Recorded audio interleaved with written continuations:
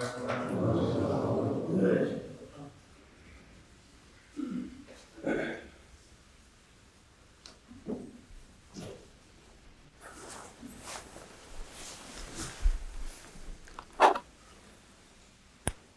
علیکم ورحمۃ اللہ وبرکاتہ۔ جی آج کا درس سے پہلے کا لطیفہ، وہ کتاب نہیں ہے جو کل پیش کی گئی تھی؟ آپ سے میں نے کہا تھا اٹھا لیں دیکھ لیں، کہاں ہے وہ؟ اب چھوڑ دیں، مگر میں زبانی مجھے یاد ہے۔ کل میں نے سنایا تھا کہ ایک ہمارے بزرگ عالم استاد میرے پاس تشریف لائے اور سویڈن سے اپنے داماد کا ایک اعزاز ہاتھ میں پکڑا ہوا تھا، اور فرما رہے تھے کہ یہ وہ کتاب ہے جو اعزازی طور پر اس کے ہاتھ میں آ گئی، ورنہ اب سالار میں چلی جانی تھی۔ جو باتیں سنی میں نے کہا یہ کتاب تو میرے پاس عربہ میں بھی ہوتی تھی، اور یہ ایک اور مصنف نے بالکل یہ کتاب لکھی ہوئی ہے۔ تو انہوں نے کہا، یعنی میری یادداشت نے میرا ساتھ دیا، تو اس پر انہوں نے تشریح فرمائی کہ نہیں وہ نہیں ہو سکتی، کیونکہ اس مصنف نے جو لکھا ہے اس نے اس طرح روایتوں کو زیادہ کر لیا ہے ملتے جلتے الفاظ کی وجہ سے، اور جو میرے داماد کے ہاتھ میں چیز آئی ہے وہ واقعی اعجاز ہے، میں آپ کی خدمت میں پیش کر رہا ہوں۔ ان کے جانے کے بعد کل میں نے ان کو کہا تھا کہ کتاب پکڑیں، تو انہوں نے کہا یہ تو وہی کتاب ہے جو آپ کے پاس ہوا کرتی تھی۔ یہ تو عام کتاب ہے، اس مصنف کی ہے ہی نہیں جس کی طرف منسوب ہو رہی ہے۔ یہ ایک مسلمان مصنف مصری ہے، اس کی کتاب ہے اور ساری دنیا میں پھیلی پڑی ہے۔ تو میں نے جب دیکھا تو میں نے کہا یہ تو وہی کتاب ہے بالکل۔ تو اس طرح ہمارے بعض بزرگوں کی اپنے عزیزوں کے متعلق بلند خوش فہمیاں میری چھوٹی چھوٹی غلطیوں میں بدل جاتی ہیں۔ تو جب انسان اپنوں کے متعلق سوچتا ہے تو ان کو پورا حق دیتا ہے، اور جب غیروں کے متعلق سوچتا ہے تو ان کے سارے حق چھین لیتا ہے بعض دفعہ۔ تو یہ قصہ اعجاز کا اسی قسم کا تھا۔ الحمدللہ کہ میری یادداشت نے وفا کی اور یہ اعجاز نہیں نکلا، تو کسی کو غلط فہمی ہوئی ہو تو وہ دور کر دیا اس کے متعلق، ٹھیک ہے؟ وہ آپ لے آتے تو دکھا بھی دیتے ان کو۔ اس وقت تو میرے پاس وقت ہی نہیں تھا نظر ڈالنے کا، وہ تو کتاب ان کے سامنے رکھی تھی بڑی زبردست اعجاز کی، اور اپنے داماد کی طرف سے وسیع آپ کی خاطر تحفہ پیش کر دیا گیا۔ الحمدللہ وہ مسئلہ حل ہو گیا اب، اور ہونا ہی چاہیے۔ تاریخی امور ہوتے ہیں جو میری طرف منسوب ہو جائیں، ان کی غلطیاں بھی اللہ ہی پھر درست فرما دیا کرتا ہے۔ اب میں نے آیت اسی کا درس جاری ہے۔ اعوذ باللہ من الشیطان الرجیم، بسم اللہ الرحمن الرحیم۔ ان اللہ یامرکم ان تؤدوا الامانات الی اہلہا وَإِذَا حَكَمْتُمْ بَيْنَ النَّاسِ أَن تَحْكُمُوا بِالْعَدْلِ إِنَّ اللَّهَ نِعِمَّ مَا يَعِظُكُم بِهِ إِنَّ اللَّهَ كَانَ سَمِيعًا بَصِيرًا۔ سورہ النساء آیت 59۔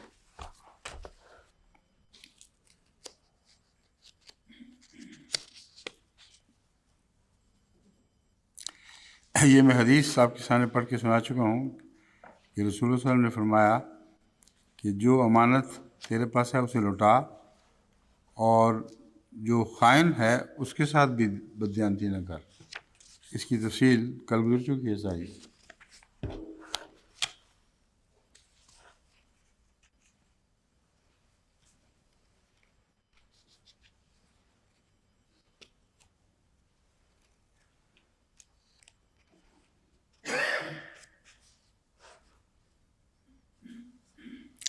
حضرت مسلم موعود رضی اللہ تعالیٰ عنہ اس آیت پر وہ نقطہ بیان فرما رہے ہیں جو اس میں بنیادی حیثیت رکھتا ہے، اور میں بارہا پہلے بیان کر چکا ہوں کہ وراثت کے طور پر امانت کا حق اوپر سے نیچے یہاں منتقل نہیں کیا گیا، جیسا کہ اسی آیت سے شیعہ مصنفین دوسرے نتیجے نکالتے ہیں۔ بلکہ نیچے سے اوپر کی طرف حق منتقل کیا گیا ہے، اور اوپر جا کر جب حق اپنے مقام کو پہنچ جاتا ہے تو پھر حکومت کا طریق اوپر سے نیچے اترتا ہے، کیونکہ وہ ملک ہے، مالک کا کام ہے۔ تو ڈیموکریسی کے متعلق اس سے پہلے کبھی کسی اور الہی کتاب نے اس طرح کھل کے بات نہیں کی، اگرچہ ہر طرز حکومت کو تسلیم کیا گیا ہے قرآن کریم میں، اس شرط کے ساتھ کہ حکومت انصاف کی ہو، لیکن ڈیموکریسی کو بحیثیت ڈیموکریسی کبھی دنیا کی کسی کتاب نے اس طرح پیش نہیں کیا کہ عوام الناس سے پوچھو۔ ہر انسان کو اللہ تعالیٰ نے ایک حق عطا فرمایا ہے جو اس کی امانت بھی ہے، اور وہ امانت کسی اور کی اس کے پاس ہے۔ ہر شخص کو اس امانت کے استعمال کا حق عطا فرمایا ہے جو اس کے پاس کسی اور کی ہے، اور وہ جو اور ہے اس کی اہلیت کی تفصیل بیان فرما دی ہے قرآن کریم میں۔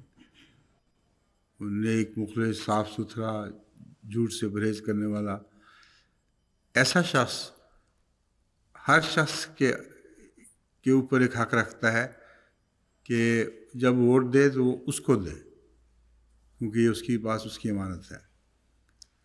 ڈیموکریسی کی دوسری تعریفوں میں یہ خوبی نہیں ہے، اور کہیں بھی یہ خوبی نہیں آتی، ذکر بھی نہیں ملتا کہ جب بھی تم ووٹ دینے لگو اس وقت تم ایسے شخص کا انتخاب کرو جو نہایت دیانتدار، مخلص، اپنے قول کا سچا، اپنی شہادت پر ہمیشہ قائم رہنے والا، اور امت الناس کے حقوق کی حفاظت کرنے والا ہو۔ ڈیموکریسی کی تعریف میں پڑھ لیں آپ، کہیں اس کا ذکر تک نہیں ملتا۔ بس جس خاطر ڈیموکریسی تھی اس بنیادی چیز کو ڈیموکریسی نے بھلا دیا، اس کی شرطوں میں وہ شامل ہی نہیں ہوئی۔ فار دا پیپل اصل چیز تھی، by the people, of the people یہ الگ مسئلہ ہے، اس کا ضروری نہیں کہ فار دا پیپل سے تعلق ہو۔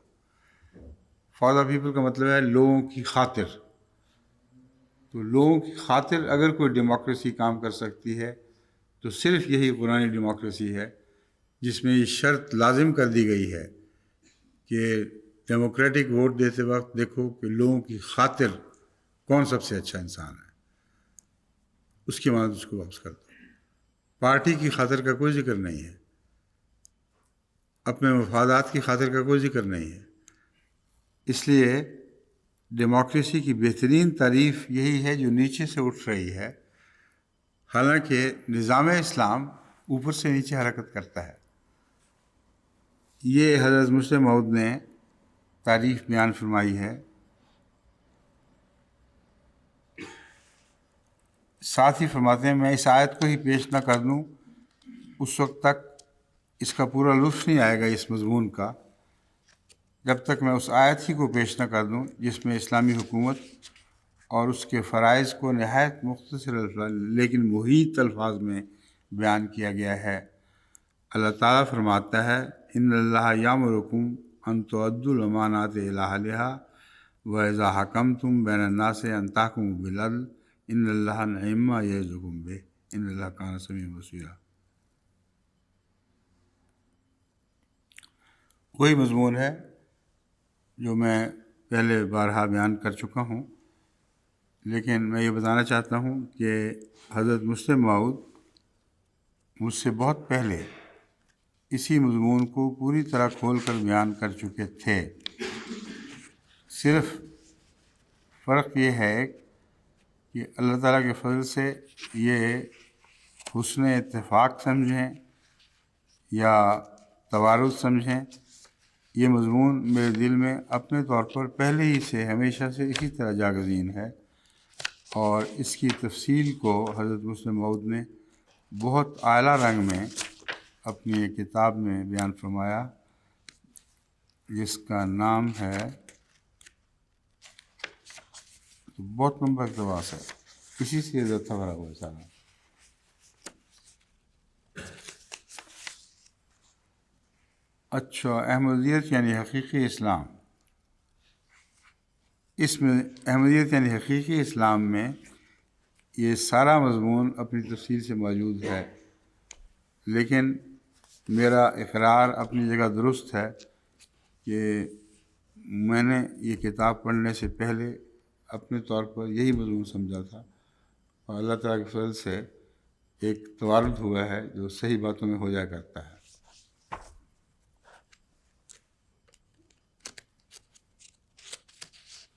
حضرت خلیفۃ المسیح اول ان تعد الامانات الی اہلہا میں فرماتے ہیں، خدا تعالیٰ کی مخلوق کا انتظام ایسے لوگوں کے سپرد کرو جو اس کے اہل ہوں.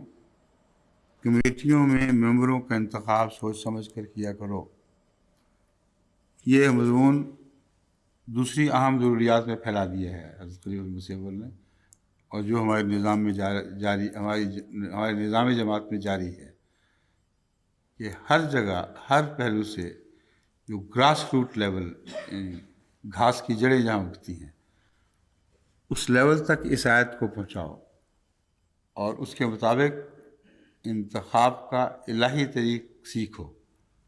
وہ ڈیموکریٹک بھی ہے لیکن مالکیت پہ جا کے ٹوٹتا ہے.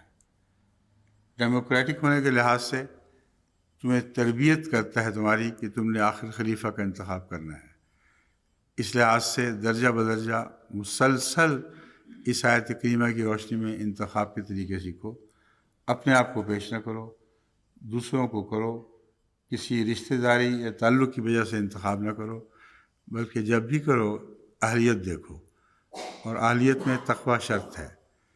یہ کرتے ہوئے جب تم اوپر تک پہنچو گے تو وہاں نظام ملکیت اللہ کے ہاتھ میں پاؤ گے، اور اللہ تعالیٰ اپنے ہاتھ میں فیصلے کی طاقت لے لے گا، اور اپنے خلیفہ کو ایسی غلطیوں سے بچائے گا جو روٹ کاز کے انتخاب کی وجہ سے ہو جایا کرتی ہیں. جو بھی بنیادی طور پر انتخاب ہوتے ہیں، عملاً یہ دیکھا گیا ہے کہ ان میں کچھ نہ کچھ ذاتی تعلقات ضرور کام کر ہی جاتے ہیں. کچھ اپنے مفادات اثر ڈال دیتے ہیں، کچھ خاندان اور جتھا داریاں یہ اثر انداز ہو جایا کرتی ہیں. اس کی وجہ سے اگرچہ ہر ممکن کوشش کی جاتی ہے کہ انتخاب تقویٰ پر مبنی ہو، مگر آخر تک پہنچتے پہنچتے وہ حالت نہیں رہتی. اور لازماً پھر ان کے اجتماعی فیصلوں میں بھی یہ باتیں دکھائی دیتی ہیں. شورا میں بھی بسا اوقات یہ رنگ دکھائی دیتا ہے، اور اس وقت خلیفۃ المسیح کو متنبع کرنا پڑتا ہے کہ دیکھو تم کسی جتھے کی نمائندگی کرنے نہیں آئے، بلکہ تم اللہ کی نمائندگی کرنے آئے ہو. اور یہ انتخاب اوپر کی طرف اللہ کے ہاتھ میں یوں چلا جاتا ہے کہ وہ مالک ہے، اور جو فیصلہ وہ فرمائے گا وہی فیصلہ تمہیں تسلیم کرنا ہوگا. اور ساری شورا کلیتاً شرح صدر کے ساتھ اس فیصلے کو قبول کر لیتی ہے. ایسا پرفیکٹ نظام شورا، ایسی پرفیکٹ ڈیموکریسی جس کو اوپر پہنچا کر ہر غلطی کے احتمال سے پاک کر دیا گیا ہو، ساری دنیا میں کہیں دکھائی نہیں دے گا. تلاش کر کے دیکھیں، چراغ لے کے ڈھونڈیں، سوال ہی نہیں پیدا ہوتا کہ جماعت احمدیہ کے سوا کہیں اور بھی آپ کو حقیقی ڈیموکریسی کی روح اس کے تمام تر تحفظات کے ساتھ ملتی ہو. یہ وہ تحفظات ہیں جن کا میں نے ذکر کیا ہے.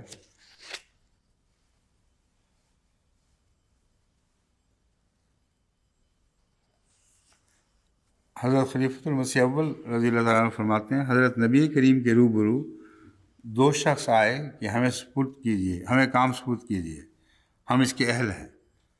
فرمایا جس کو ہم حکم فرما دیں خدا ان کی مدد کرتا ہے. جو خود کام کو اپنے سر پر لے اس کی مدد نہیں ہوتی. بس تم عہدے اپنے لیے خود نہ مانگو. یہ بھی ایک بہت اہم نصیحت ہے جو اسی تعلق میں ساری جماعت کے لیے ہے کہ اپنے آپ کو ولا تزکوا انفسکم میں یہ مضمون ہے. اپنے آپ کو خام خواہ اہل نہ سمجھا کرو. اگر تم اہل ہو تو صرف خدمت کے لیے پیش کرو، اس سے زیادہ کام نہیں. اگر منتخب کر لیے جاؤ تو فبیہا، اگر نہیں تو پھر تمہیں شکوے کی اور شکایت کی کوئی گنجائش نہیں، وہی بہتر ہوگا جو فیصلہ اوپر سے کیا جائے گا۔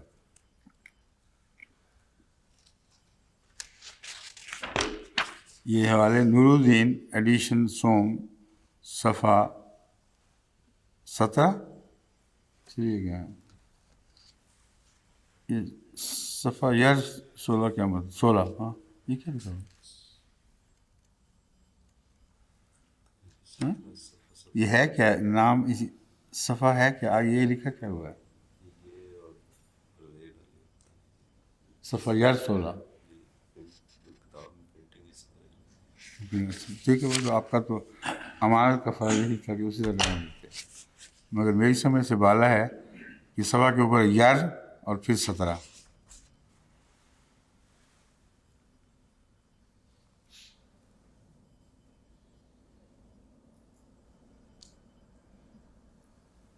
حضرت اقدس مسیح موعود علیہ السلام نے ایک مکتوب ڈاکٹر جگن ناتھ صاحب جموں کو لکھا، اس میں بھی آپ نے کچھ وضاحت فرمائی ہے۔ امانتوں کو ان کے حقداروں کو واپس دے دیا کرو، خدا خیانت کرنے والوں کو دوست نہیں رکھتا۔ اسلامی اصول کی فلسفی، صفحہ 39، جو بھی اس وقت چھپی موجود تھی، اس کا صفحہ ہے۔ ہم اسی وقت سچے بندے ٹھہر سکتے ہیں کہ جو خداوند منعم نے ہمیں دیا ہم اس کو واپس دیں یا واپس دینے کے لیے تیار ہو جائیں۔ ہماری جان اس کی امانت ہے، اور وہ فرماتا ہے تؤدوا الامانات الی اہلہا۔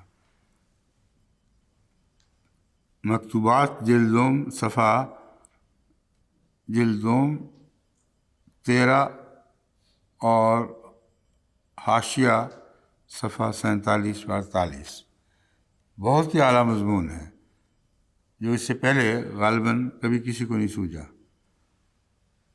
تؤدوا الامانات الی اہلہا میں فرمایا ہماری جانیں بھی تو امانت ہیں، ان کا اہل اللہ ہے، بس اپنی جانوں کو اس طرح سنبھال کے رکھو کہ خدا کی امانت میں خیانت نہ ہو اور اللہ کے سپرد کر دی جائیں۔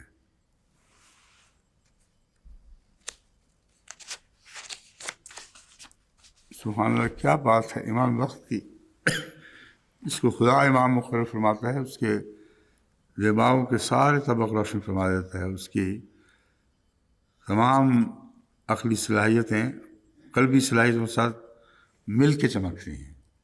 اب یہ اس کی مثال ہے۔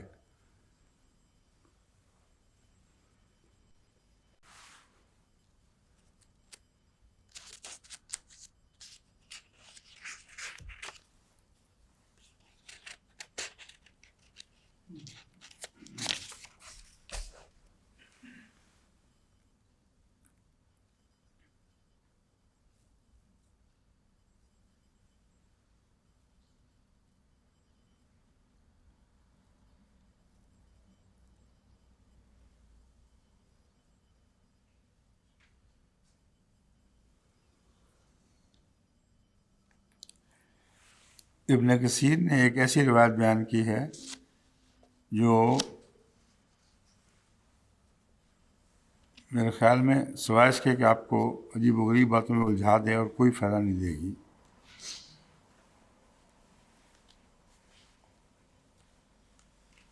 وہ یہ بیان کرتے ہیں کہ ہر گناہ کا کفارہ ہو سکتا ہے، مگر امانت میں خیانت کا کوئی کفارہ نہیں ہوگا، اگرچہ کوئی شہادت پا جائے۔ اب یہ مضمون ہی حضرت صلی اللہ علیہ وآلہ وسلم کی فرمودات سے یہ متصادم ہے۔ شہید کے گناہ بخش دیے جاتے ہیں اور اس کی امانتوں کا حق اور طرح سے ادا کیا جائے گا۔ حضرت صلی اللہ علیہ وآلہ وسلم نے اس مضمون کو دوسری جگہ بہت کھول کر بیان فرمایا ہے کہ اگر کوئی شخص خدا کے نزدیک بخش دیا جائے اور اس نے کسی اور کا حق دینا ہو تو اللہ اس کی نیکیوں میں سے ایک حصہ جو اس حق کو پورا کرنے والا ہو اس کی طرف منتقل فرما دیتا ہے، لیکن اگر وہ نیکیوں سے پورا نہ ہو تو خدا اپنی طرف سے وہ پورا کر دے گا، مگر اس کو جہنم میں نہیں ڈالے گا۔ اب یہ مضمون اس مضمون سے کتنا متصادم ہے، اور جو نقشہ کھینچا گیا ہے وہ نہایت ہی خوفناک ہے، اور یہ انہی روایات میں سے ہے جن کا نہ سر نہ پیر۔ اہل تفسیر نے اپنی طرف سے سب رتب و یابس اکٹھا کر دیا ہے، جو کسی نے روایت بیان کی وہ انہوں نے اکٹھا کر دیا۔ اب اس کی روح سے یہ بات یوں بنے گی، خواہ و شہید ہوا ہو رہا ہے مولا میں، لیکن یہ حق نہیں بخشا جائے گا۔ اسے کہا جائے گا تو اپنی امانت ادا کر۔ وہ کہے گا میں کس طرح امانت ادا کروں جب دنیا ختم ہو چکی ہے، سب نظام درم برم ہو گیا، نہ وہ لینے والا موجود، نہ میرے پاس کوئی حق۔ لا یملک لنفس لفظ لنفس شیئا، یہ مضمون کو بھی یہ بات بھلا رہی ہے۔ کوئی مجھے میرا ملک ہی نہیں رہا، میں کیسے کروں؟ تو جہنم کے پیندے میں اس کے لیے امانت متمثل کی جائے گی۔ اسے دکھایا جائے کہ دیکھو جہنم کے دور نیچے تمہیں کیا دکھائی دے رہا ہے، وہ کہے گا امانت، وہی امانت جو میں نے کھائی ہوئی تھی۔ تو حکم ہوگا جاؤ اس کو اٹھا کے لاؤ نیچے سے۔ وہ اس کی طرف لپکے گا، جہنم کے شعلوں میں سے گزرتا ہوا اس کے پیندے تک گزر جائے گا، اور اسے اپنے کندھے پر اٹھا لے گا اور واپس آئے گا، لیکن واپس آتے آتے وہ کندھے سے پھسل کر پھر گر جائے گی۔ پھر حکم میرے ہوگا کہ جاؤ بھاگو واپس۔ یہ شہداء سے اللہ کا سلوک، نعوذ باللہ من ذالک، ان تفاسیر میں درج ہے۔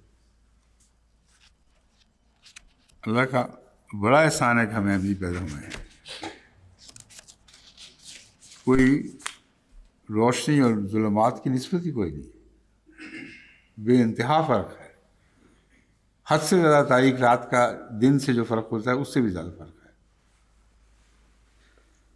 اب شان نزول بھی سن لیں ایک، اگر یہ سنانے کے لائق ہوئی۔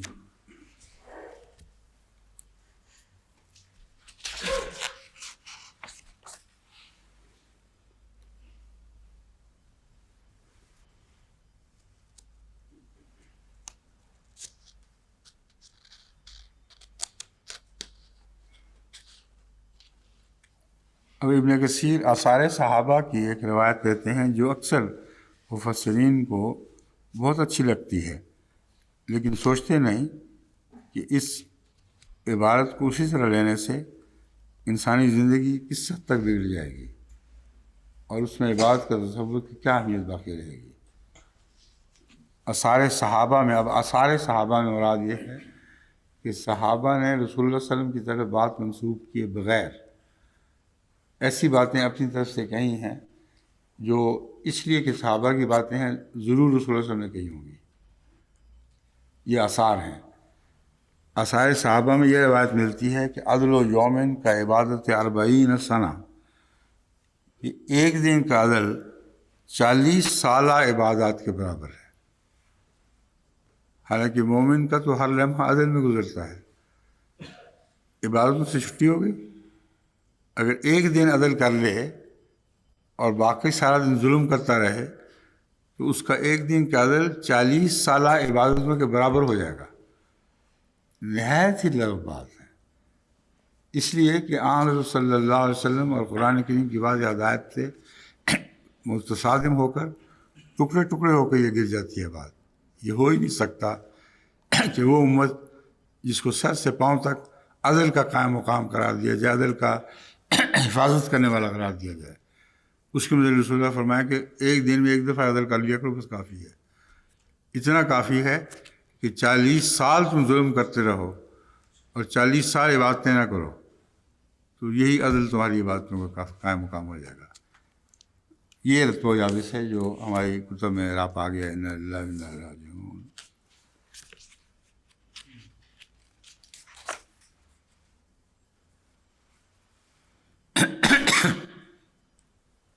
اب جیسا کہ میں نے بیان کیا تھا، اس آیت میں بہت سے پہلو ایسے ہیں جن کی طرف انگلی اٹھانا ضروری ہے، ورنہ سرسری نظر سے آپ اس آیت کو پڑھیں گے تو بہت سے امور کو چھوڑ جائیں گے۔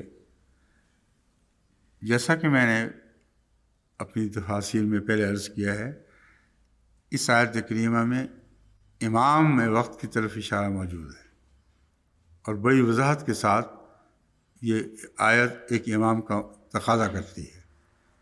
حضرت امام راضی نے یہی نقطہ پایا اور بڑی وضاحت سے بیان فرمایا، ہر ایک کو فیصلہ کرنے کا اختیار نہیں ہے، فیصلے میں اختیار چاہتا ہے کہ ایک امت کا امام ہو،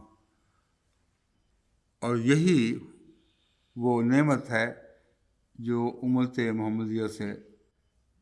محمدیہ کہلاتی ہے اٹھا لی گئی ہے، اور اس نعمت کے اٹھائے جانے کی وجہ سے وہ اب امت محمدیہ کہلانے کا حق نہیں رکھتے، کیونکہ اگر سچی امت ہوتے تو ان میں ایک امام ضرور ہوتا جو الہی تائید یافتہ ہوتا اور اللہ تعالیٰ سے روشنی پا کر وہ ساری امت کی ہدایت کرتا۔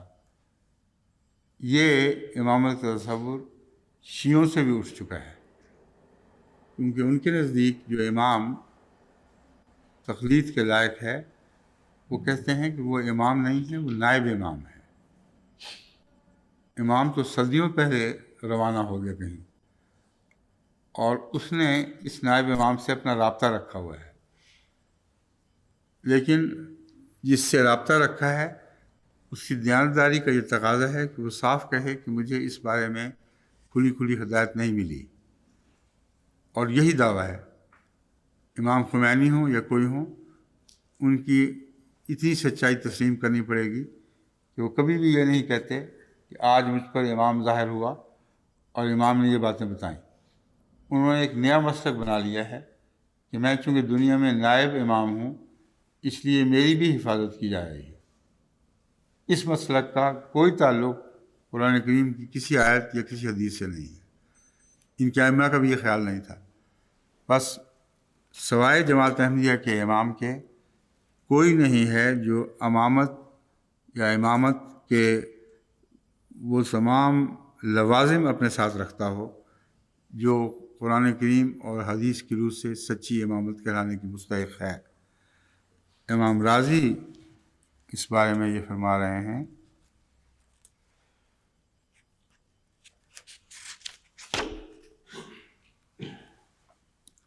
اللہ تعالیٰ کے اس فرمان وَإِذَا حَكَمْتُمْ بَيْنَ النَّاسِ أَن تَحْكُمُوا بِالْعَدْلِ میں اس بات کی قطعی وضاحت موجود ہے کہ ہر شخص کو فیصلہ کرنے کا اختیار نہیں ہے، بلکہ ان میں سے بعض کے لیے حکم ہے۔ اس صورت میں یہ آیت مجمل ٹھہرتی ہے اور اس چیز کی وضاحت نہیں کرتی کہ کوئی شخص کیسے حاکم بنے گا، یعنی یہاں آخری حاکم بنانے کی بحث وہ کیسے بنے گا یہ اس آیت میں کہتے ہیں نہیں اٹھائی گئی۔ البتہ تمام رہنما اصول اس بات کی طرف اشارہ کر رہے ہیں کہ امت کے لیے ایک امام اعظم کا ہونا ضروری ہے، نیز یہ کہ وہی ایک ایسا وجود ہوگا جو ملک میں قاضی اور والی مقرر کرنے کا اہل ہوگا۔ اب دیکھیں جماعت احمدیہ کے قیام سے کتنا پہلے امام راضی نے وہ تفسیر فرما دی جو بین ہی صادق آتی ہے، اور آج سوائے خلیفہ وقت کے کسی کو قاضی اور والی مقرر کرنے کا حق نہیں ہے۔ اگر کسی کے دماغ میں یہ خیال ہو تو اس کو مٹا دے، کاٹ دے۔ یہ سب رہنما اصول اس آیت کے اجمالی بیان کی وضاحت کر رہے ہیں۔ دیکھا آپ نے امام راضی کا مقام، کیسی کیسی اعلیٰ باتیں بیان فرماتے ہیں۔ اسی لیے حضرت مسلم موعود نے امت کے لیے گاؤں گاؤں راضی عطا ہونے کی دعا کی ہے۔ حالانکہ بہت بعد میں آئے لیکن بہت پہلوں سے آگے بڑھ گئے، کیونکہ ان کی سوچ میں تقویٰ کا اثر بہت نمایاں ہے، اور تقویٰ ہی سے روشنی ملتی ہے۔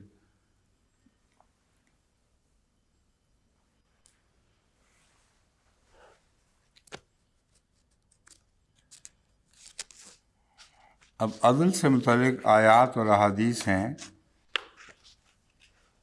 ان کی ضرورت ہے یہ چھوڑ دیا جائے، مضمون بہت لمبا ہو جائے گا، ہاں پہلے بہت بیان ہو چکے ہیں۔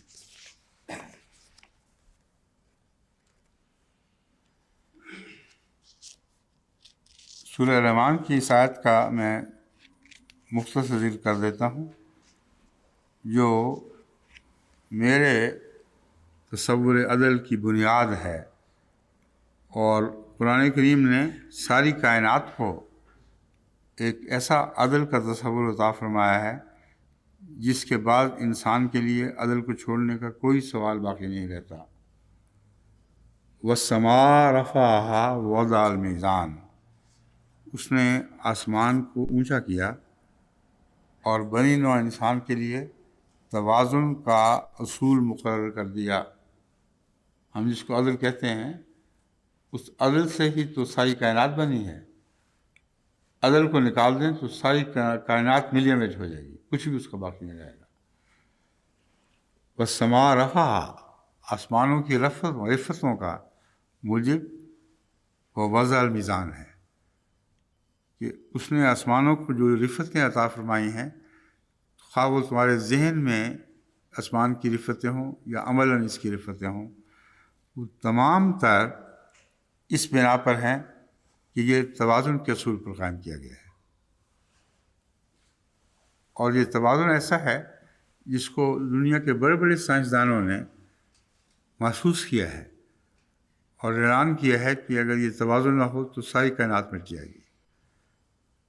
اور تعجب سے، حیرت سے پوچھ کہا ہے کہ یہ توازن اس تفصیل سے کیوں پایا جاتا ہے؟ اور ایک خیالی خدا، اگرچہ خدا کے قائل نہیں تھے، لیکن ایک خیالی خدا کے قائل ان کو ہونا پڑا۔ آئنسٹائن اسی تصور کو ایک موقع پر اتنا کھلا کھلا بیان کر دیتا ہے کہ ساری عمر اس کو دہریوں کے سامنے جواب دہی کرنی پڑی، کیونکہ اگر اس کا وہ تاثر درست مانا جائے کہ اس نے اس خطرے سے بغیر پیش کیا تھا کہ لوگ مجھے خدا کا قائل نہ سمجھ بیٹھیں۔ وہ یہ کہتا تھا کہ کائنات پر جتنا بھی میں نے غور کیا ہے، اتنا مکمل نظام عدل ہے، اتنی مکمل یکجہتی پائی جاتی ہے کہ بغیر کسی بنانے والے کے یہ ہو نہیں سکتا۔ کیسے ہو سکتا ہے کہ اتنی وسیع کائنات جو 17-18 بلین لائٹ ایئرس پہ پھیلی پڑی ہو، اس کو آپ دیکھتے چلے جائیں، غور کرتے چلے جائیں، جو بھی بات دریافت کریں گے وہ عین اس بنیادی اصول کے مطابق ہوگی جو عدل کا اصول ہے۔ اس اصول کو سمٹری کہتا ہے۔ سمٹری کا مطلب ہے ایسی چیز جیسی ادھر ہے ویسی ادھر ہو، اور اسی کا نام میزان ہے، اسی کا نام عدل ہے۔ مگر وہ سب کا باتیں کہنے کے باوجود دہریے کا دہریہ رہا، کیونکہ عقل اندھی ہے اگر نیر الہام نہ ہو۔ ان سب باتوں کو بیان کرنے کے بعد ساری عمر پچھتایا ہے، اور ادنا لوگوں نے اس کو خط لکھے، کوئی امریکہ سے، کوئی کہیں سے، کہ ہیں آپ کو تو ہم بہت بڑا آدمی سمجھتے تھے، ہم تو سمجھتے تھے کہ آپ خدا کے قائل نہیں ہیں، آپ نے یہ لکھ دیا ہے۔ کہتے نہیں یہ مطلب میرا نہیں تھا، میں ویسے ہی بیان کر رہا تھا، اصل میں بھی دہریہ ہی ہوں تمہاری طرح۔ اس لیے دہریت میں اپنی عظمت دیکھی تو دہریت کی طرف منتقل ہو گیا، گویا کہ وہ عدل اس میں نہیں تھا جس عدل کی تعریف کر رہا ہے اپنی آنکھوں سے دیکھ کر۔ ایسے بھی بد نصیب ہوتے ہیں کہ وہ عدل کو دور سے دیکھتے اور اس کی تعریف کرتے ہیں، لیکن اپنی ذات میں وہ عدل انقا ہوتا ہے، اس کا کوئی وجود نہیں ہوتا۔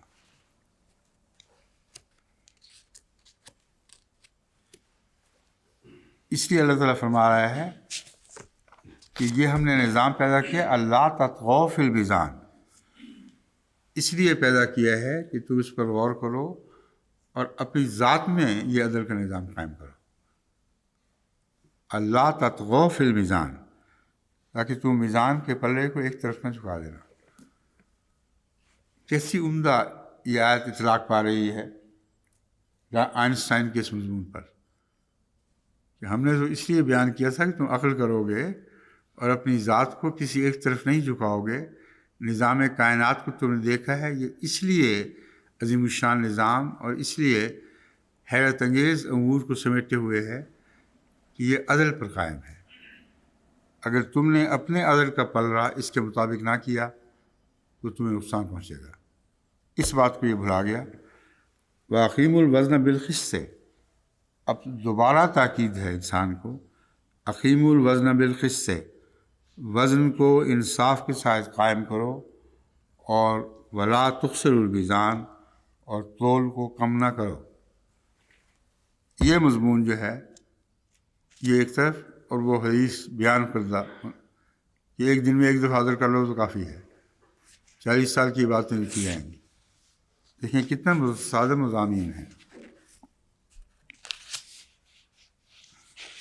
باقی ساری آیات عدل کی جو یہاں اکٹھی ہوئی ہیں وہ میں مختلف مواقع پر مختلف درسوں میں قرآن کریم کے بیان میں خطبات میں بیان کر چکا ہوں، اس لیے اب اس مضمون کو یہاں ختم کرتا ہوں۔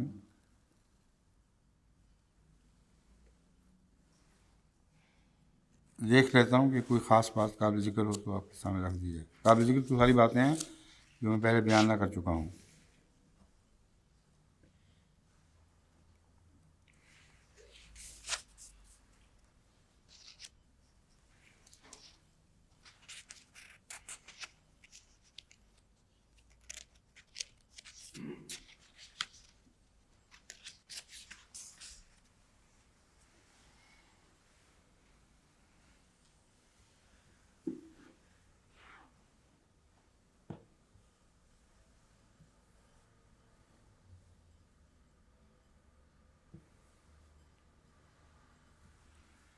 مسلم کی ایک حدیث ہے جس میں مراتب کا بیان ہے کہ انصاف کوئی معمولی بات نہیں، انصاف کرنے والے عز و جل رحمان کے دائیں ہاتھ نورانی ممبروں پر متمکن ہوں گے۔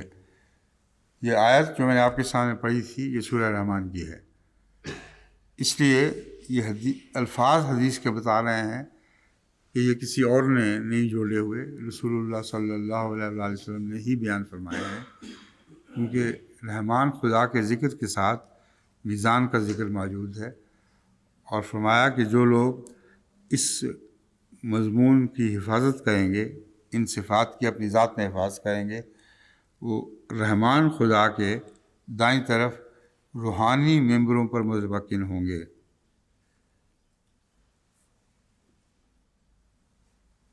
یہ وہ لوگ ہیں جو اپنے اہل خانہ کے بارے میں اپنے فیصلوں میں اور اپنے زیر ولایت لوگوں کے بارے میں انصاف سے کام لیتے تھے۔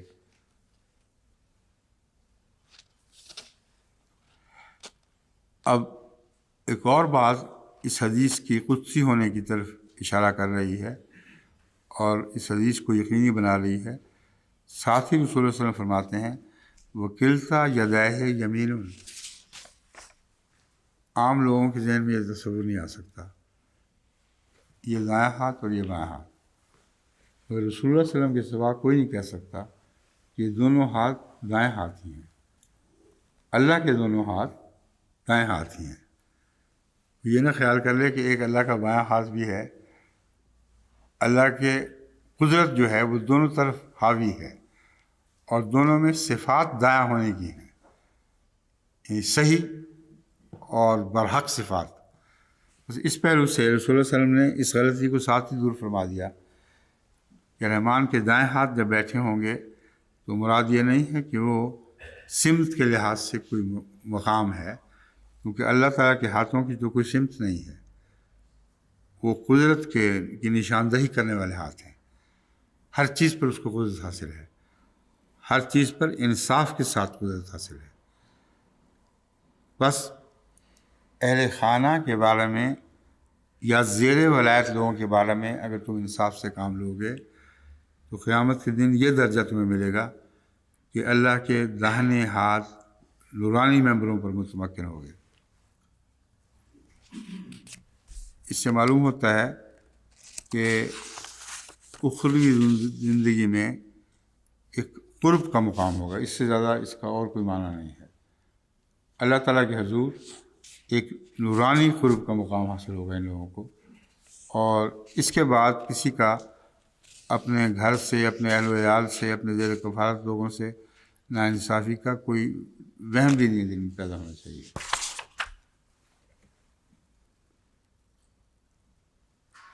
ایک اور حدیث ہے ابن ماجہ کی، وہ بھی زیر نظر رکھنی چاہیے۔ رسول کریم صلی اللہ علیہ وآلہ وسلم نے فرمایا، یقیناً اللہ تعالیٰ قاضی کی اس وقت تک تائید کرتا رہتا ہے جب تک وہ ظلم کی راہ اختیار نہیں کرتا۔ جو ہی وہ ظلم کی راہ اختیار کرتا ہے اللہ تعالیٰ اسے اس کے حال پر چھوڑ دیتا ہے۔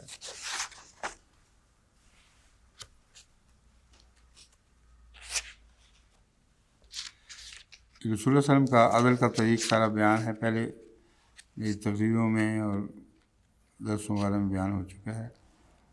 باتیں سب بہت ہی پیاری ہیں، مگر مجبوراً چھوڑنا پڑ رہا ہے یہاں ذکر ان کا، کیونکہ اس میں دوبارہ کہنے والی بات ہوگی۔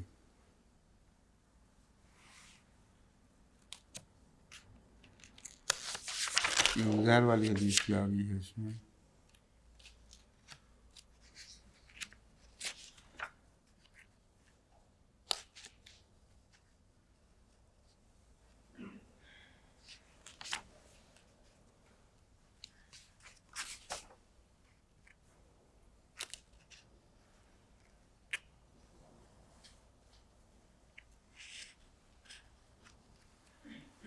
یہ رسول اللہ علیہ وسلم کی حدیث جو ہے وہ میں چونکہ عموماً جماعتی نظام میں لوگوں کو عہدے دینے میں میری رہنما ہوتی ہے، اس لیے میں وضاحت کر دوں کہ میں اپنی طرف سے کوئی جبر سے کام نہیں لیتا، بلکہ رسول اللہ علیہ وسلم کی سنت پر عمل کرتا ہوں۔ آپ نے فرمایا، ہم اپنے کام پر ہرگز اس شخص کو نہیں لگائیں گے جو اس کی خواہش کرے۔ اس لیے بعض لوگ کہتے ہیں آپ نے معاف نہیں کیا، بار بار لکھتے ہیں میں معاف کر چکا ہوں، تو پھر میرا عہدہ کیوں نہیں بحال کرتے؟ ان کو یہ جواب ہے، ہر ملک سے ایسے ایسے عجیب و غریب خطوط آتے ہیں کہ ابھی تک بعض مربی بھی لکھتے ہیں آپ نے معاف کیوں نہیں کیا؟ میں نے کہا میں نے کر دیا، دل سے اتار دیا، تو پھر لگائیں آپ مجھے دوبارہ۔ کہتا ہوں اس لیے نہیں لگاتا کہ رسول اللہ صلی اللہ علیہ وسلم فرما رہے ہیں کہ تمہارے مرض نہیں گئی، یا تمہارا مرض ابھی تک دور نہیں ہوا، تمہیں اس عہدے کی خواہش ہے اور سمجھتے ہو کہ معافی کی علامت یہ ہے کہ وہ عہدہ تمہیں دے دیا جائے۔ اب رسول اللہ صلی اللہ علیہ وسلم نے یہ نہیں فرمایا کہ میں اس کو معاف نہیں کروں گا، معافی کا کوئی ذکر ہی نہیں، چھوڑ دیا اس بات کو، لیکن فرمایا عہدے پر نہیں میں لگاؤں گا۔ اس عہدے کی وہ خواہش کرتا ہے کہ اس کی بیماری ہے دل کی۔ بس میں جب بھی فیصلے کرتا ہوں لوگ مجھے حدیثیں لکھ لکھ کے بھیجتے ہیں کہ آپ عفو سے کام نہیں لے رہے، آپ رسول اللہ علیہ وسلم کی طرح ان باتوں کو مٹا دیں اور بھول جائیں اور اب ہمیں دوبارہ اس عہدے پر متمکن فرما دیں۔ میں ان سے کہتا ہوں کہ یہ کام مجھ سے نہیں ہوگا، اس کے لیے دنیا میں جو جماعت ملتی ہے وہاں چلے جائیں، لیکن یہ جماعت رسول اللہ صلی اللہ علیہ وسلم کے طرز عمل پر مبنی ہے۔ یہاں معافی کا عہدوں کی خواہش سے کوئی دور کا بھی تعلق نہیں ہے۔ اب اتنا سمجھیں کہ آپ کے لیے کافی، آپ کو جماعت میں رہنے دیا جا رہا ہے، جن جماعتی کاموں میں آپ حصہ لے رہے ہیں، بے شک حصہ ڈالیں۔ بعض لوگ پھر اپنی ماؤں سے لکھواتے ہیں، اپنی بہنوں سے خط لکھواتے ہیں کہ ہمارا تو رو رو کے برا حال ہے، آپ نے ان کو معاف ہی نہیں کیا۔ اور کیوں نہیں کیا؟ اس لیے کہ جس عہدے پر انہوں نے عہدے کا حق ادا نہیں کیا تھا اور آپ نے ہٹا دیا تھا، اس عہدے پر ابھی تک فائز نہیں کیا،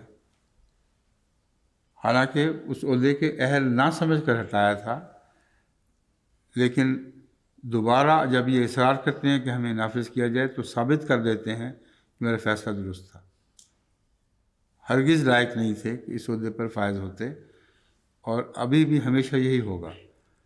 اگر کسی دن میں ان کی طرز عمل کی وجہ سے آئندہ 8-10 سال میں کبھی بھی ان کو دوبارہ مقرر کروں تو میں ایک رسک لے رہا ہوں گا، اللہ تعالیٰ مجھے معاف فرمائے، لیکن عمل واقعہ یہ ہے کہ ان کی خواہش نے ان کی اہلیت کو میڈیمیٹ کر دیا ہے۔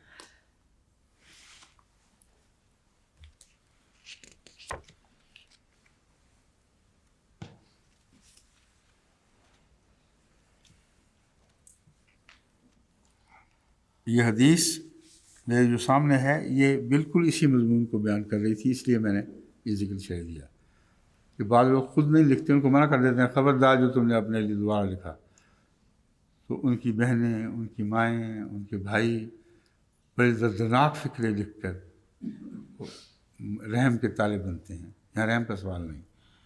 رسول اللہ صلی اللہ علیہ وسلم فرماتے ہیں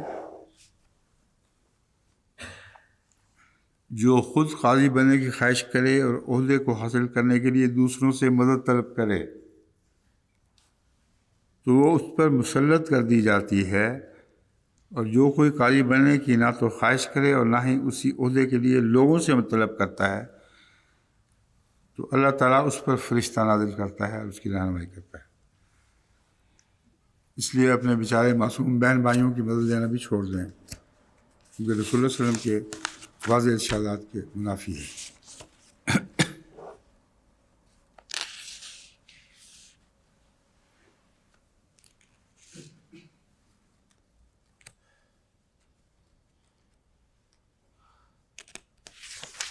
ساری باتیں ہو چکی ہیں۔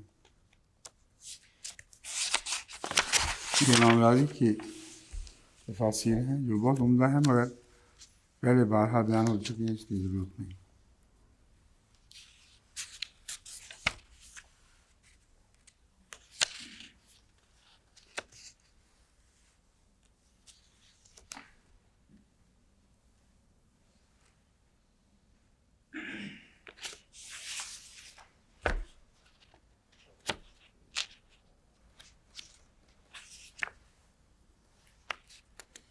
شعر کی کامنٹری کی تو ہمارا ضرورت ہی نہیں، کیونکہ یہ البیضاوی کوئی نقل کرتا ہے۔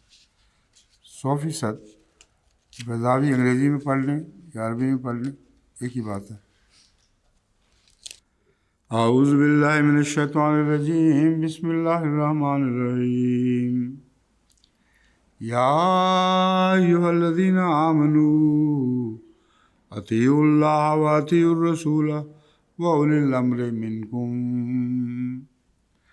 فَإِنْ تَنَازَعْتُمْ فِي شَيْءٍ فَرُدُّوهُ إِلَى اللَّهِ وَالرَّسُولِ إِن كُنتُمْ تُؤْمِنُونَ بِاللَّهِ وَالْيَوْمِ الْآخِرِ ذَلِكَ خَيْرٌ وَأَحْسَنُ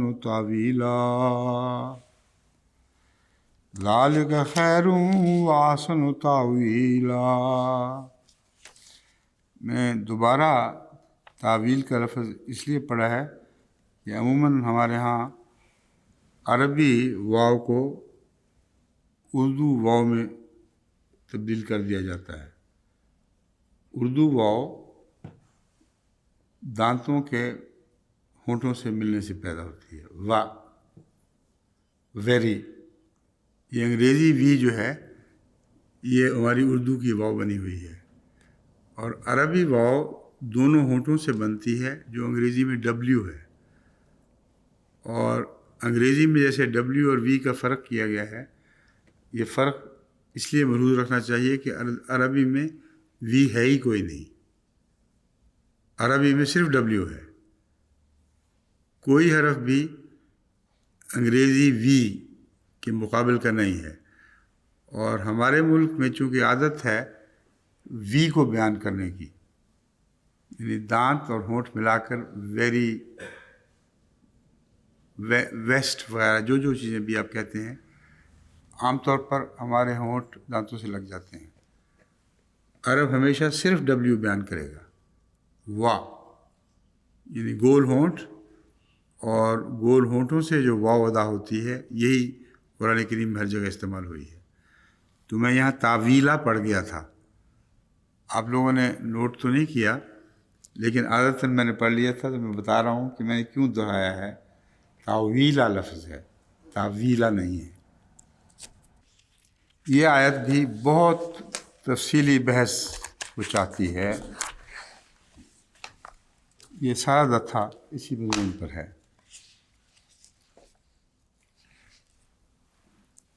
اے وہ لوگو جو ایمان لائے ہو، اللہ کی اطاعت اختیار کرو، وَأَطِیعُوا الرَّسُولَ، اور رسول کی اطاعت اختیار کرو، وَأُولِي الْأَمْرِ مِنْکُمْ، اور اپنے میں سے جو صاحب امر ہو اس کی اطاعت اختیار کرو۔ یا ایھا الذین آمنوا اطیعوا اللہ والرسول نہیں فرمایا گیا۔ یہ خاص ایسی بات ہے جو آپ کو نوٹ کرنی چاہیے۔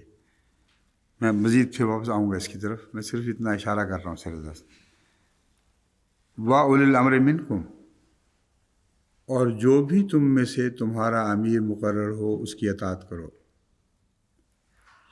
اولی الامر منکم کا ایک معنی جس پر غیر احمدی زور دیتے ہیں وہ یہ ہے کہ اگر کوئی تمہارا مسلمان امیر ہو جو شریعت پر چلنے والا ہو تو اس کی اطاعت کرو ورنہ نہ کرو۔ لیکن قرآن کریم فرماتا ہے فَإِن تَنَازَعْتُمْ فِي شَيْءٍ فَرُدُّوهُ إِلَى اللَّهِ وَالرَّسُولِ، جب آپس میں تمہارا اختلاف ہو تو اللہ رسول کی طرف اسے لوٹاؤ۔ اس کا مطلب ہے کہ وہ فیصلہ اللہ رسول کے فیصلوں پر مبنی نہیں ہوتا جو مسلمان امراء عموماً دیا کرتے ہیں۔ اس لیے مسلمان یہ غیر مسلم کی بحث نہیں ہے۔ ایک طرف قرآن ہے اور ایک طرف حدیث اور رسول اللہ علیہ وسلم کا عمل ہے۔ یہ اللہ اور رسول کا فیصلہ ہے۔ اگر تمہارے اولی الامر خواہ وہ کسی دین سے تعلق رکھتے ہوں ایسے امور میں فیصلہ دیں کہ جو تم سمجھتے ہو کہ قرآن اور حدیث کے واضح فیصلوں کے مخالف ہے تو اس صورت میں ردوہ الی اللہ ورسول، اللہ اور رسول کی طرف فیصلے کو لوٹا دو۔ اور اس صورت میں جب تضاد نمایاں ہو اپنے حاکموں کی بات نہ مانو۔ یہ مضمون بہت ہی وسیع ہو جاتا ہے اور اسلامی تعلیم جو مختلف ملکوں میں مختلف مسلمانوں کی رہنما ہے ان کے لیے بھی اس کا سمجھنا بہت ضروری ہے۔ اس لیے شاید ایک دو دن اسی مضمون کی تفصیل میں گزریں۔ ردوہ الی اللہ والرسول، اللہ اور رسول کی طرف اس بات کو پھیر دو۔ ان کنتم تؤمنون باللہ والیوم الآخر، اگر تم واقعتاً ایمان لاتے ہو اللہ پر اور یوم آخر پر۔ یہ یوم آخر کا ذکر کیوں فرمایا گیا؟ اس لیے کہ حساب کتاب اس معاملے میں یوم آخر میں ہوگا۔ اگر تمہارا فیصلہ درست تھا کہ واقعتاً اللہ اور رسول نے تمہیں روکے رکھا اطاعت سے تو قیامت کے دن تم بری ذمہ ہوگے۔ لیکن اگر یہ نفس کی بات ہوئی اور تم کسی اور وجہ سے اطاعت سے الگ ہو گئے ہو تو امیر کی اطاعت سے پھرنے والے کے لیے یاد رکھنا چاہیے کہ تؤمنون باللہ والیوم الآخر، کہ تمہارے اللہ پر ایمان اور یوم آخرت پر ایمان کا انحصار اس بات پر ہے کہ تم ان فیصلوں کو، ان دونوں باتوں کو پیش نظر رکھ کے فیصلے کیا کرو۔ ذالک خیر و احسن تاویلا، بہت سی تعویلیں بیان کی گئی ہیں ان آیات کی۔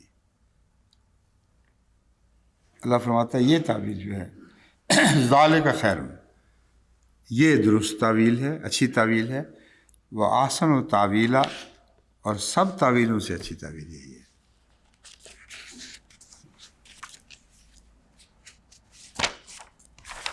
حل اللغات، المفردات، امام راغب۔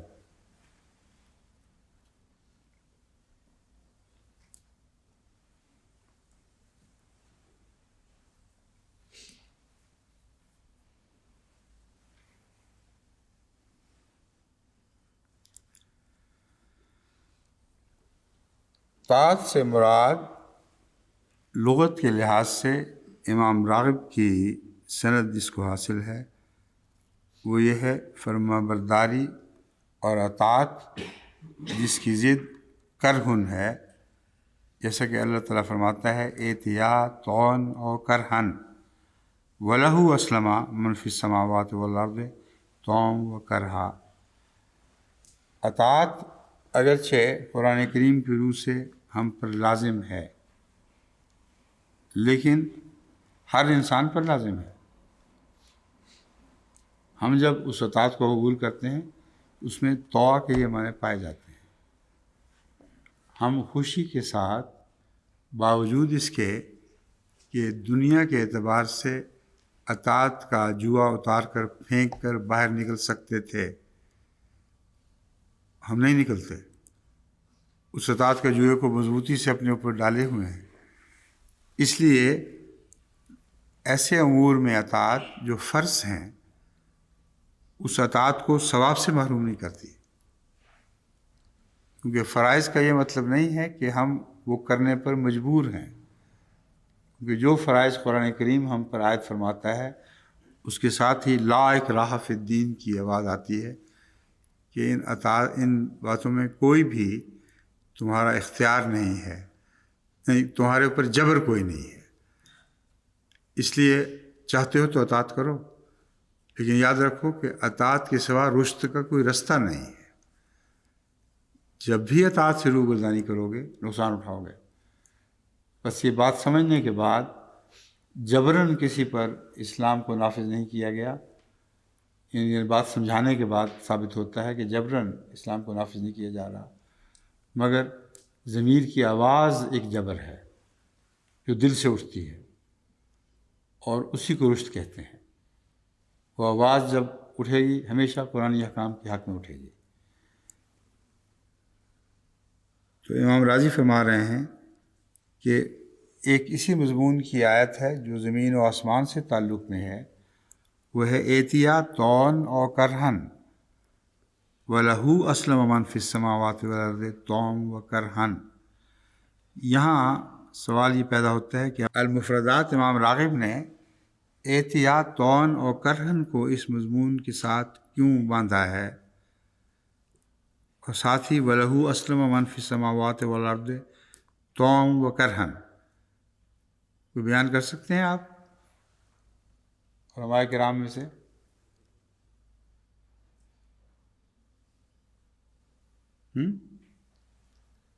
کائنات جو اللہ کی اطاعت کر رہی ہے وہ طون ہی ہے نا، خود بخود حاضر ہے، حاضر سائیں جیسا کہتے ہیں، اے خدا جو تیرا حکم ہم پر چلے گا۔ لیکن کرہن کون لوگ ہیں؟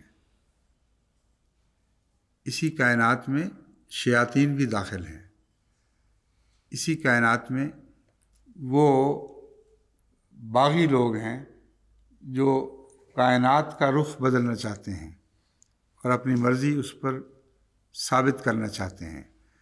یہ روحانی لوگ بھی ہیں اور دنیاوی لوگ بھی ہیں۔ اب جتنی ہماری پرانے زمانے کی کیمیا بنانے کی کوشش تھی وہ ساری رائے گاں گئی اور ان کو مجبور کیا گیا ہے کہ تم خدا کے قانون کو نہیں بدل سکتے۔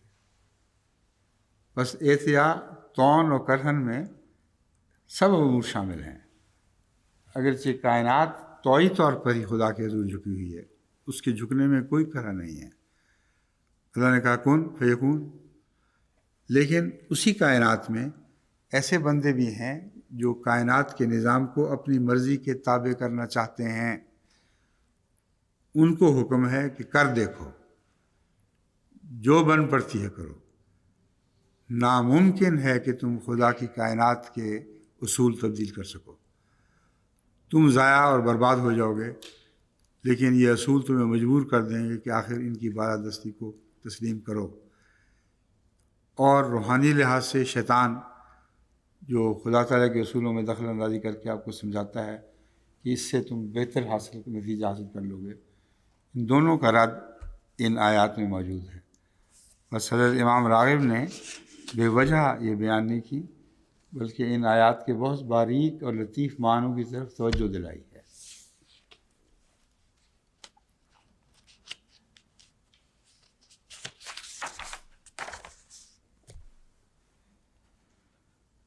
المفردات تنازعاتم سے متعلق یہ لکھتی ہے، نازع شیع جذبہ من مقرہ، اب ان سب باتوں کا ترجمہ آپ کے سامنے پیش کر دیتا ہوں۔ جذبہ من مقرہ، کسی چیز کو اس کی قرارگاہ سے کھینچ لیا۔ تنازعاتم سے مراد یہ ہے کہ اس طرح کھینچنا کسی چیز کو کہ جو اپنے مقر سے ہٹ جائے۔ اس کا ہر چیز کا ایک مقر ہے، ہر چیز کی ایک جگہ مقرر ہے جو اللہ تعالیٰ نے اس کے لیے بنا رکھی ہے۔ جب تک وہ وہاں ٹھہری ہوئی ہے وہ انصاف کا مظہر ہے، اس کو ہم ایکویلیبریم کہتے ہیں۔ انگریزی زبان میں جو اصطلاح ہے ایکویلیبریم کی، اس میں معنی یہ ہے کہ توازن اتنا برقرار ہو جائے کہ جس پہلو رکھ دیا جائے وہ اسی پہلو پر ہی رہ جائے اور از خود ادھر ادھر نہ گرے۔ یہ ایکویلیبریم اللہ تعالیٰ کی تعلیمات میں موجود ہے۔ خدا کی ہر تعلیم کو ایک مقر حاصل ہے، اور اگر وہاں وہ پڑی رہے تو اس کے از خود ایک طرف یا دوسری طرف مائل ہونے کا کوئی سوال پیدا نہیں ہوتا۔ یہ ہے مقر، جس کو امام راغب بیان فرماتے ہیں، اس نے کمان کو اس کے وسط سے کھینچا۔ اس میں بھی نزع کا لفظ ہے۔ کمان کو اگر اپنے حال پر رہنے دیں تو اس کا بیچ کا جو وتر ہے، جو دو سروں کو باندھتا ہے، وہ اپنی جگہ سے نہیں ٹلے گا، ایک ہی جگہ اس کی مقرر ہے، وہ وہیں آئے گا ہمیشہ۔ جب آپ کھینچیں گے اور چھوڑیں گے تو واپس شدت کے ساتھ جا کر کچھ دیر کانپ کر پھر وہیں کھڑا ہو جائے گا۔ تو امام راغب کے نزدیک نزع القوسہ عن قبضہ ہی میں یہی مضمون ہے۔ نزع العداوۃ والمحبۃ من القلب، دل سے دشمنی اور محبت کو نکال دیا۔ یہ بھی ایک معنی قرآن کریم کی روح سے سمجھنا ضروری ہے کہ اس دنیا میں اگر ایک دوسرے سے دشمنی ہو اور دونوں ویسے جنتی ہوں تو جنت میں جا کر کیا وہ دشمنیاں باقی رہیں گی؟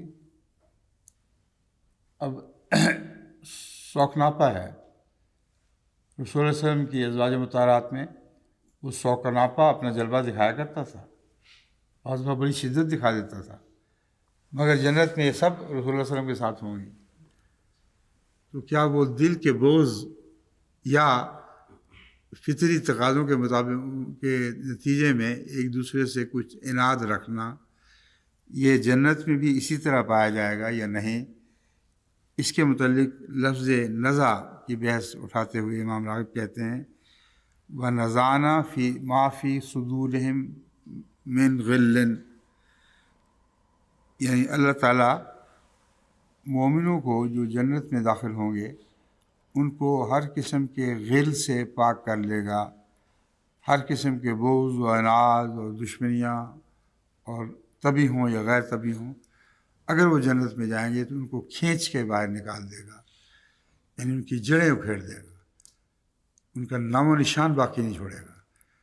بس نزع اس ایسے کھینچنے کو بھی کہتے ہیں جیسے پودے کو جڑ سے اکھیڑ دیا جائے یہاں تک کہ اس کے ریشے تک باقی نہ رہیں زمین کے اندر۔ نزع فلان القضا،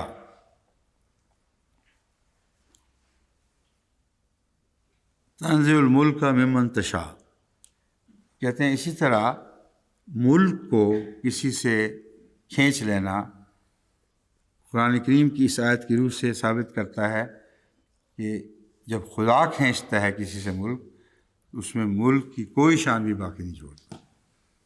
تنزع الملک ممن تشاء، اے خدا تو جس سے چاہتا ہے ملک واپس لے لیتا ہے، بس جب اللہ ملک چھینتا ہے تو پھر اس کا نام و نشان مٹا دیتا ہے۔ جیسے دل غل سے پاک ہوں گے قیامت کے دن، دنیا میں جس کا ملک چھینتا ہے اس کو کلیتاً ہر ملکیت سے محروم کر دیتا ہے، اور یہ دردناک انجام بہت سے دنیا دار بادشاہوں کا ہم نے دیکھا ہے۔ التنازع المنازعات یعنی اپنی جانب کھینچنا جس میں دو فریق شامل ہوں. فإن تنازعتم میں دو فریق ہیں، ایک فریق بات کو اپنی طرف کھینچ رہا ہے، دوسری طرف دوسرا فریق ہے جو اپنی طرف کھینچ رہا ہے. اس باہمی اختلاف کو جو دو طرفہ ہوا کرتا ہے تنازع کہا جاتا ہے، اور یہ جھگڑے کی صورت ہے.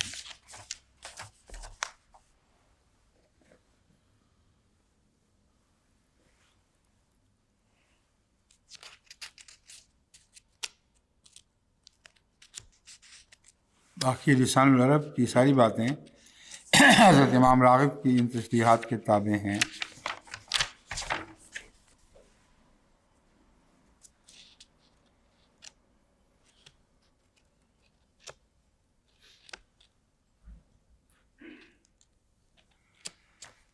اقرب الموارد نے نزع میں ایسے مریض کا حال بیان فرمایا ہے جو موت کے اس غشی میں داخل ہو رہا ہو، جس میں پھر زندگی اور موت کے درمیان ایک جھگڑا شروع ہو جاتا ہے.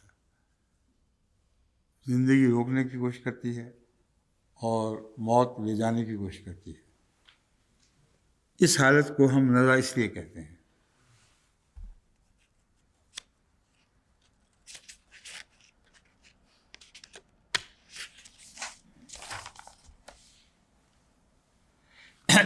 ردو ہو کہ حل لغات بیان کرتے ہوئے حضرت امام یہ لسان عرب ہے.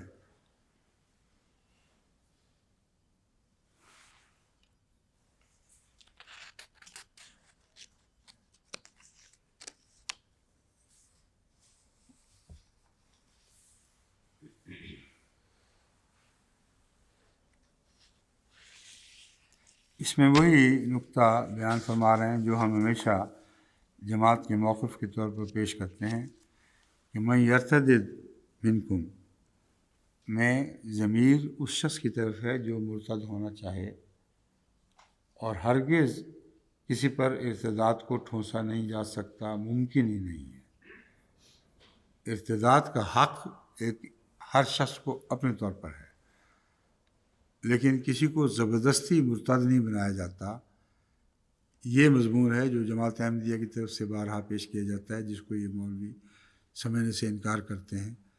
اور میری کتاب جو ہے قتل مرتد، اس میں بھی اس مضمون کو وضاحت سے پیش کیا گیا ہے احادیث کے حوالے سے.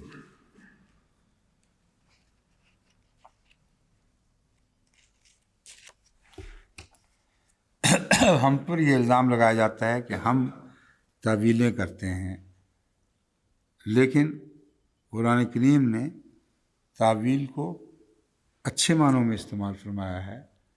جب حقیقت حال کو آپ سمجھ لیں تو یہ آسن و تعویل ہے، اور اللہ تعالیٰ خود اس آیت کریمہ کی تعویل فرما رہا ہے اور فرماتا ہے ذالک خیر و آسن و تعویلا.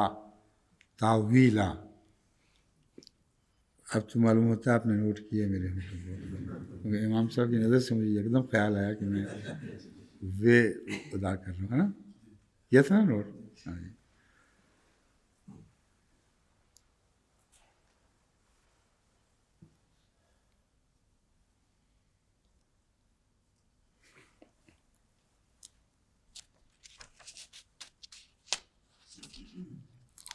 ان مفردات راغب نے وہی باتیں بیان کی ہیں جو میں پہلے کئی دفعہ بیان کر چکا ہوں. اچھا، باقی کل انشاءاللہ. ٹھیک ہے.